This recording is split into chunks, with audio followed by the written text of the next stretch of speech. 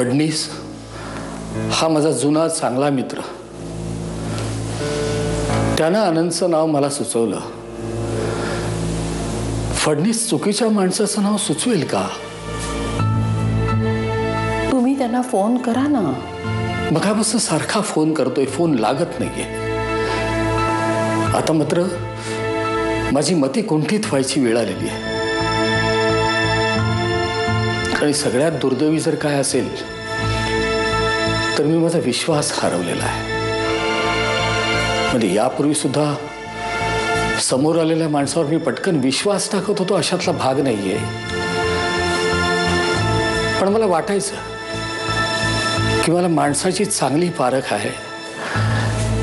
तो माझा भ्रमाचा भोपळा या माणसानं फोडला. आता जसजसा विचार करत बसतो तसतशी भीती वाढायला लागते. आपली देवी तासनतास या माणसाच्या संगतीत होती.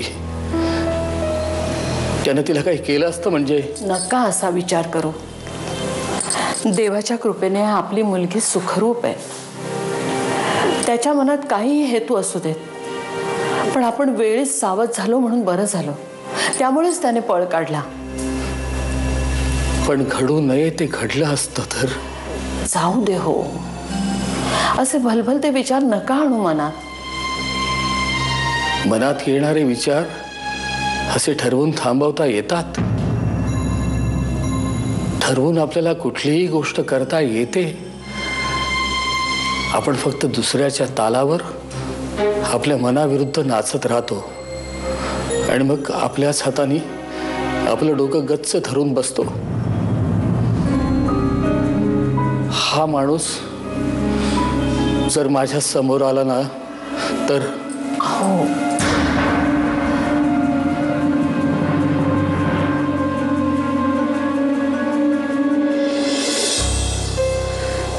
नुसत्या विचारांनी सुद्धा अंगाचा थरकाप होतोय. हा तोच माणूस आहे ना जो काही महिन्यापूर्वी हात धुवून आपल्या मागे लागला होता. आणि त्याची हिंमत आता एवढी वाढली की तो डायरेक्ट आपल्या घरा. पुन्हा जर का माझ्या समोर आला ना तर उभा जाईन मी त्याला. माझ्या देवीला तो. सगळ्यात जास्त भीती याच गोष्टीची वाटते. विक्रम तासनतास तो एकटा असायचा देवी बरोबर. काही करू शकला असता. कोण आहे हा माणूस? काय हवंय याला? काय हवंय मला माहित नाही, पण त्याला काय मिळणार आहे मला माहिती आहे. खडी फोडायला पाठवणार आहे मी त्याला, आणि ही भेट मी देणार आहे त्याला. भुतकर काय म्हणाले? त्यांच्या परीने शोध चालू आहे. ओव्हर कॉन्फिडन्सच्या भरात हा वाहवत चाललाय हा हरामखोर. आपला फोटो सोडून गेलाय ना मागे, त्यावरनं त्याला शोधणं फारसं कठीण नाही. आणि भुतकर सारख्या माणसाला तर अजिबात नाही. पण फोटो सोडण्यासारखी ऑब्वियस गोष्ट का करेल तो? मला ह्याच्यात काहीतरी मेक वाटतेय. विक्रम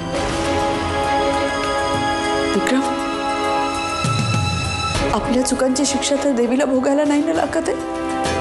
कुठल्या चुका? आपण कोणाचं काय वाईट केलंय? पण मग हा माणूस आपल्या मागे का लागलाय? काय हवंय त्याला? हल्ली कोणी आपल्याला त्रास द्यायला आपण त्याचं वाईट करायला हवं असं काही कंपल्सरी नाहीये.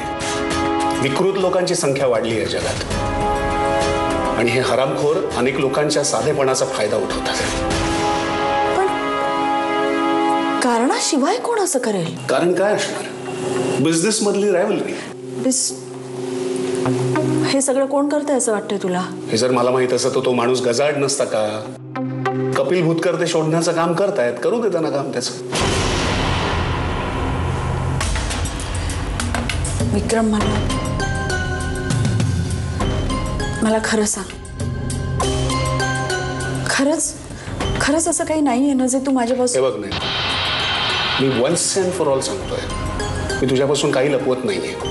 आता हा प्रश्न जर तू मला पुन्हा विचारलास ना तर मी बोलणं सोडेन.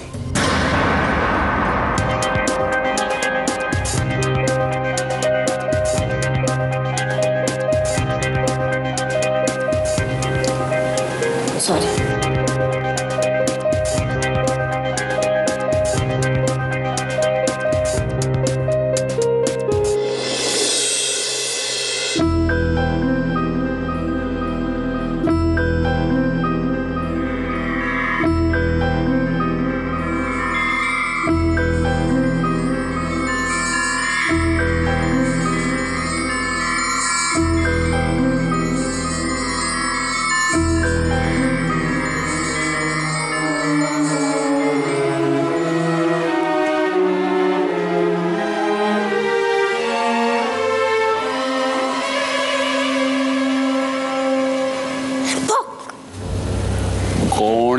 सुट्टी.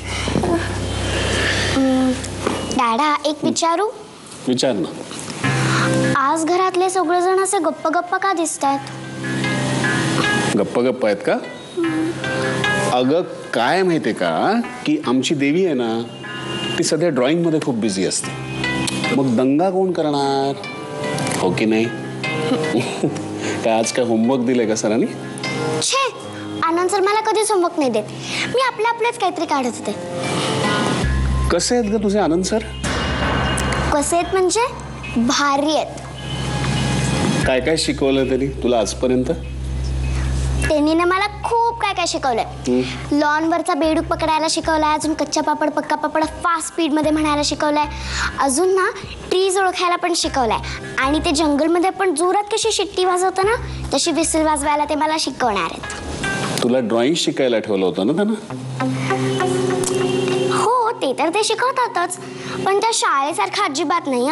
ते मला गाणी म्हणून दाखवतात, गोष्टी सांगतात, आणि मला बोर झालं ना की ते म्हणतात जा आणि खेळ.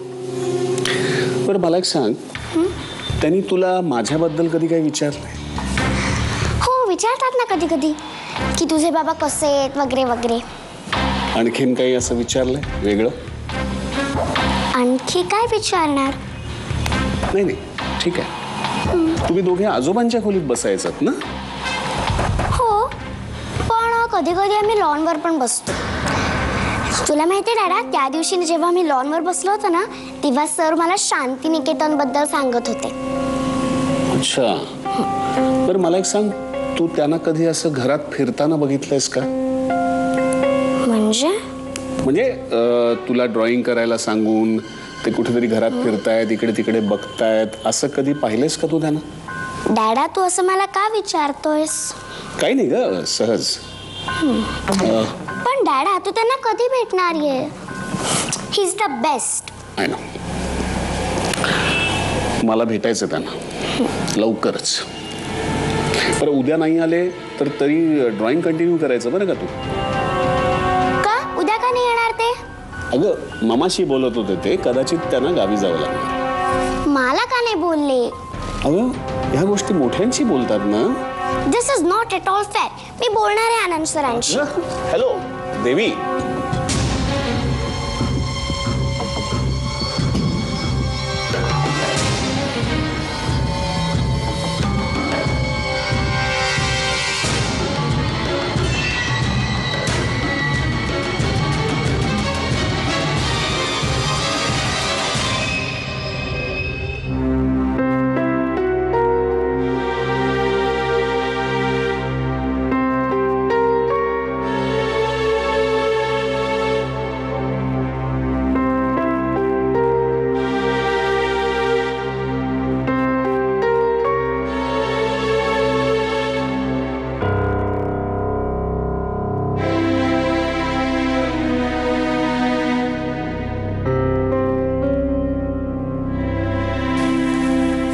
बाबा सॉरी मी तुम्हाला पुन्हा डिस्टर्ब करतोय, पण मगासपासून एक भोंगा सतत डोक्याला लागून आहे जो सुटतच नाही. बोल. तुमचे मित्र फडणीस कुठे असतात? फडणीस मुंबईत राहायचा वडाळ्याला. आता तो गावाकडे राहायला गेलाय, देवरुखला. आनंद विजयकरचा रेफरन्स त्यांनीच दिला होता ना? त्याचं असं झालं की मी फडणीसांना फोन केला आणि त्यांना म्हणालो माझ्या नातीला चित्रकलेमध्ये रुची आहे, तिला मार्गदर्शन करायला कोणतरी हवं आहे. ते म्हणाले मी बघतो. आणि नेमकं त्याच संध्याकाळी आनंद विजयकरचा मला फोन आला. त्याच्या बोलण्यामध्ये फडणीसांचा रेफरन्स होता. तुम्ही पुन्हा फडणीसांना फोन केला होता का? नाही, त्यानंतर मग आमचं काही बोलणंच झालं नाही. म्हणजे तो माणूस फडणीसांनी पाठवलेला माणूस नसू शकतो नाही का? तुम्हाला जे समजायचं ते समजा. I don't care. खरं आहे. Nowadays you don't care for anything.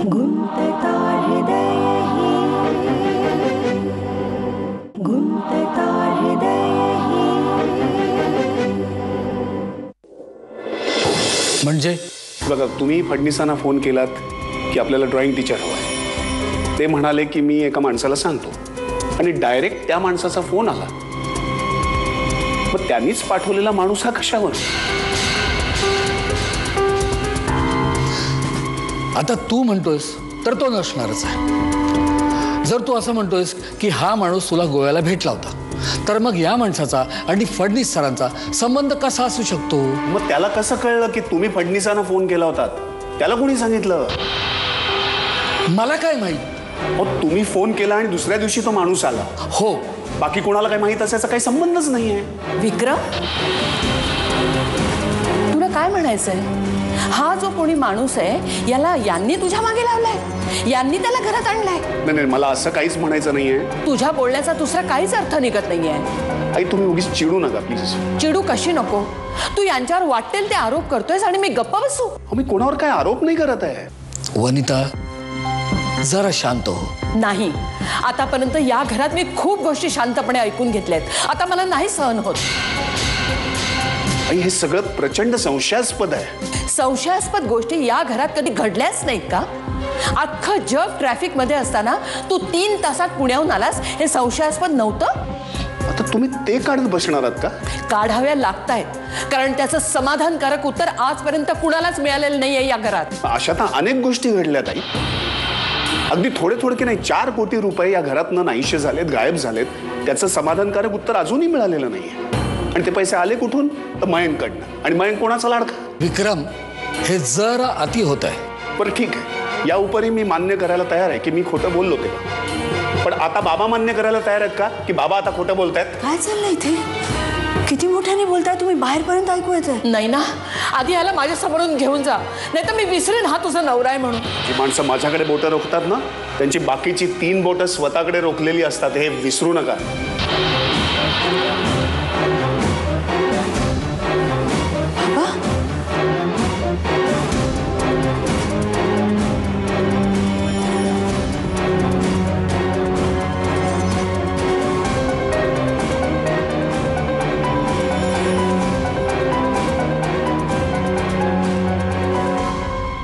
अरे काय झालंय काय तुला विक्रम? कसा बोलत होतास तू आता माझ्या बाबांची? काय चुकीचं काय बोललो नाही? काय चुकीचं बोललो? जो माणूस या घरातला सगळ्यात मोठा शत्रू आहे, गेले अनेक दिवस तो या घरात बागडतोय. आणि तो कोणाच्या ओळखीने आला? बाबांच्याच. आणि कोणाची ओळख? तर फडणीस नावाचा कोणतरी माणूस होता ज्याचा फोनच लागत नाही आता. वा, चांगलाच योगायोग आहे असा. विक्रम, आजपर्यंत तुझी बाजू घेऊन मी माझ्या बाबांची खूप वेळा भांडली, पण तू विनाकारण जर माझ्या बाबांवर चिखलफेक करणार असशील ना, तर मी सहन करणार नाही अजिबात. काय झालं तरी माझे बाबा आहेत, ते मला जन्म दिलाय त्यांनी. नाही, खरं आहे. तेच तर. आता तुम्हीच सगळे एकत्र आहात आणि मी परका झालोय. आधीच बाबांना मी नकोसा होतो आणि आता तुलाही नकोसा झाला. म्हणून तर काय काय जाऊ दे ना, नको तोंड उघडायला लावू माझं. नाही, एकदा उघडच ना, तू तोंड उघडतो. कळू तरी ते मला तुझ्या मनात काय. आपल्या दोघांचं नातं इथवर खाली पडेल असं कधीच वाटलं नव्हतं मला. याला जबाबदार कोण आहे? मी? माझे आई बाबा? त्यांचा काय संबंध? उगीच नको त्या गोष्टींचे आरोप त्यांच्यावर लावायला मला काही वेळ लागलाय. मगाशी बाबांच्या खोलीत जे काही बोलत होतास ना, त्याच्यावरून मला तरी आता हेच वाटतंय ना, माझ्यासाठी माझ्या घरच्यांची आणि मोस्ट इम्पॉर्टंटली माझ्या मुलीची सिक्युरिटी सगळ्यात महत्वाची आहे. आणि जर त्यासाठी मला 4 प्रश्न विचारायला लागले, तर कोणाचा इगो आड आला तर मी काय करू? I don't care. पण ती माझी पण मुलगी आहेच ना, का दुसऱ्या कोणत्या बाईने जन्म दिलाय तिला? विक्रम, तुला असं वाटूच कसं शकतं की देवीला कोणत्याही प्रकारचा धोका निर्माण होईल अशी परिस्थिती माझे बाबा जाणून बुजून निर्माण करतील? मी तसं म्हणतच नव्हतो. सगळं म्हणून झाल्यावर मी म्हटलोच नव्हतं हे म्हणणं अत्यंत निरर्थक असतं. ठीक आहे, तुम्हाला जे समजायचं ते समजा. I don't care. खरं आहे, nowadays you don't care for anything. हे खरं तर मी तुझ्याबद्दल बोलायला हवं होतं, नाही का?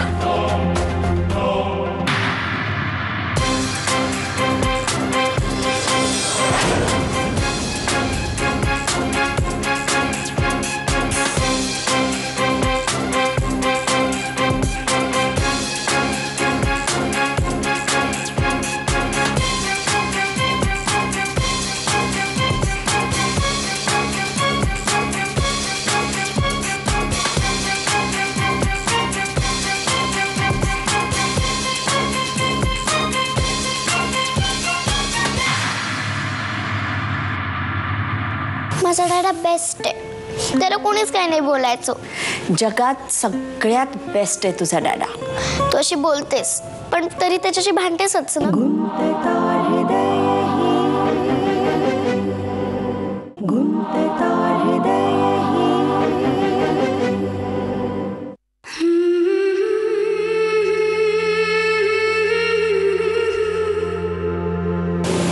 देवी, ए देवी, चल झोपायला नाही यायचं का?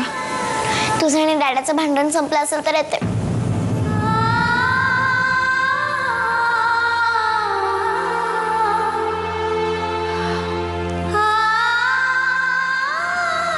देवी, मला माहितीये मम्मा, मोठी माणसं भांडतात एकमेकांशी, त्यांना भांडावं लागतं. पण रोज देवी, लहान मुलांनी ना मोठ्या माणसांच्या बोलण्याकडे लक्ष देऊ नये. मोठ्यांचं जग वेगळं असतं बेटा आणि लहानांचं वेगळं. आणि डॅडाचं आणि माझं भांडण झालं म्हणून मी तुझ्यावर प्रेम करतेस ना, आणि डॅडाचं तुझे किती लाड करतो. माझे तर सगळेच लाड करतात ग मम्मा, पण तुम्ही काय एकमेकांशी भांडता? मला ते अजिबात आवडत नाही. आमच्या शाळेत पण असंच होतं. मैत्री आणि श्रेया माझे बेस्ट फ्रेंड्स आहेत, पण ते दोघे आपापसातच भांडत बसतात. जर का त्या माझ्या बेस्ट फ्रेंड्स असतील तर ते दोघे भांडणं का नाही सोडत, आणि एकमेकींच्या बेस्ट फ्रेंड्स का नाही होऊ शकत? देवी, ट्रायंगल असतो ना, ट्रायंगल, त्याच्या दोन बाजू एकमेकांना डायरेक्टली कधीच जोडलेल्या नसतात. एक अशी मधली बाजू असते जी ट्रायंगल कंप्लीट करते. पण ती नसती तर त्या दोन्ही बाजू एकत्र आल्या असत्या ना.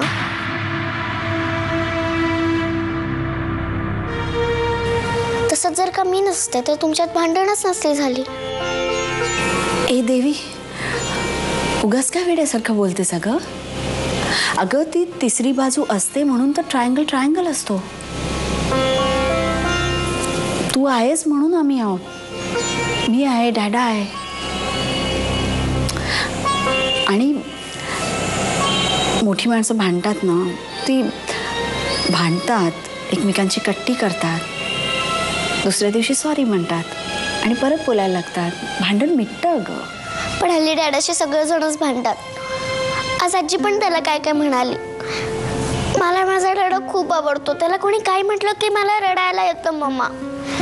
माझा डॅडा बेस्ट आहे, त्याला कोणीच काही नाही बोलायचं. खरंच जगात सगळ्यात बेस्ट आहे तुझा डॅडा. तू अशी बोलतेस पण तरी त्याच्याशी भांडतेसच ना. कारण तो माझा डॅडा नाहीये देवी, तो माझा नवरा आहे.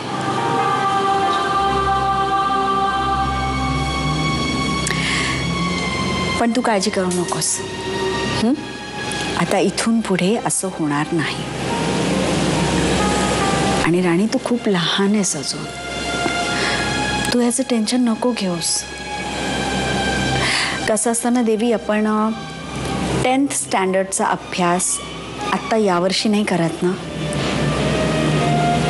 10th स्टँडर्डचा अभ्यास आपण 10th स्टँडर्डमध्ये गेल्यावर करतो, हो ना? तसंच आहे. काळजी करू नकोस, सगळं नीट होणार. ओके, चल आता झोपायला चल. ये. बर मम्मा, मी आता जे काय बोलले ते डॅडाला अजिबात नको सांगूस, चिडेल नाही तर तो. आणि मम्मा, डॅडा की तू पण बेस्ट आहेस.